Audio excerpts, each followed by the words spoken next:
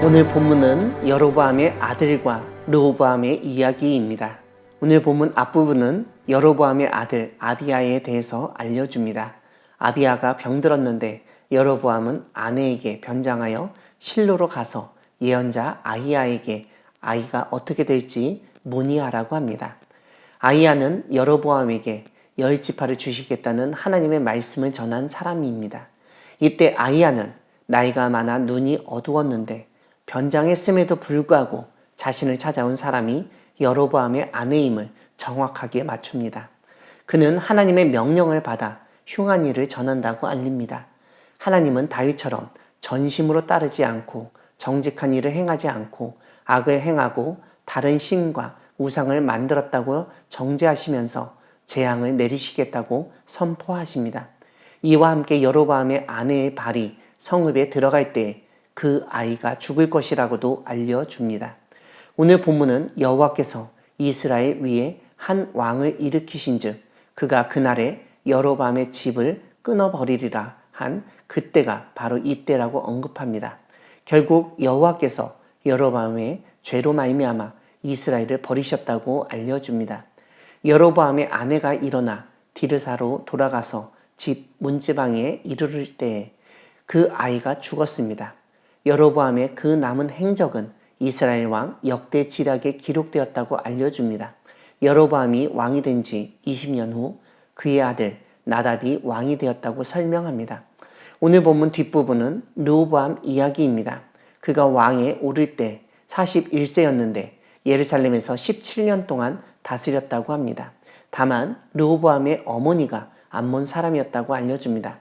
유다 역시 여호와 하나님 앞에서 악을 행하였습니다. 그 범죄로 인해서 하나님을 진노하게 하였는데 오늘 본문은 구체적인 범죄 사실을 나열합니다.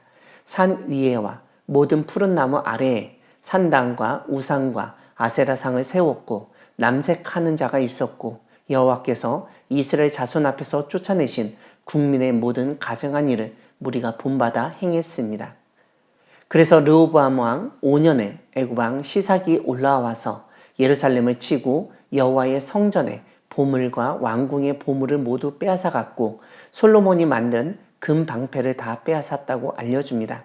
결국 르호보암은 금 방패 대신 놋 방패를 만들었습니다.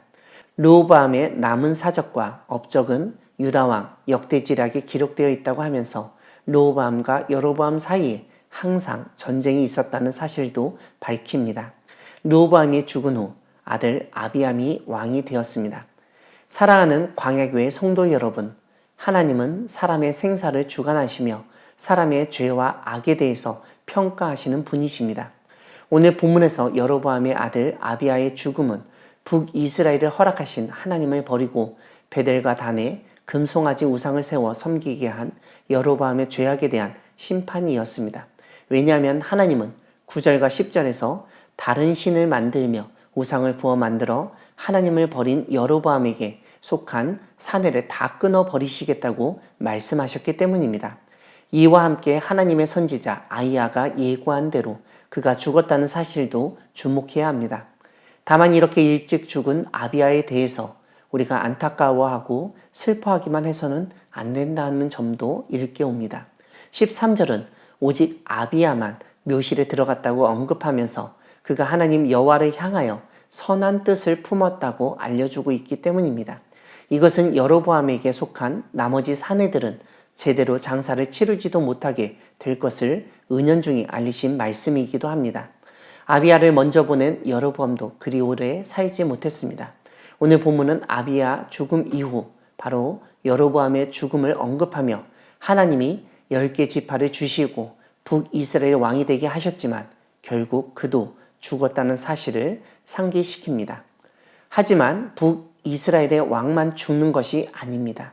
남유다의 르호보암도 죽었다고 오늘 본문은 알려줍니다.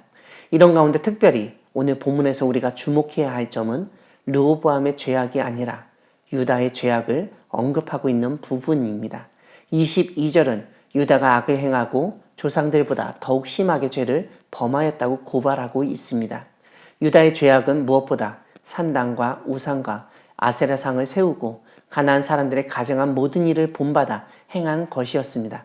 이러한 유다의 죄악 때문에 하나님은 애굽 왕 시삭이 침략하여 성전과 왕궁의 보물을 모두 빼앗아가게 하셨습니다. 그 보물에는 솔로몬이 만들었던 금 방패들도 포함됩니다.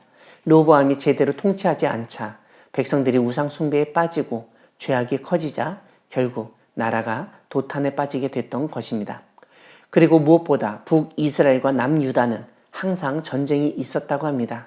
출애굽을 했던 이스라엘, 통일왕국 아래서 하나님의 한 백성이었던 이스라엘이 분열되고 싸우는 모습이 반복됐던 것을 깨닫게 됩니다.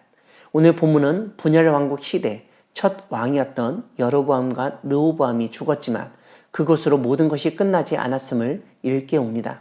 그 시대에는 서로 전쟁이 그치지 않았다는 점을 언급함으로써 나라 분열과 왕과 백성의 죄악으로 인한 심판의 후유증이 지속됐음을 알려줍니다.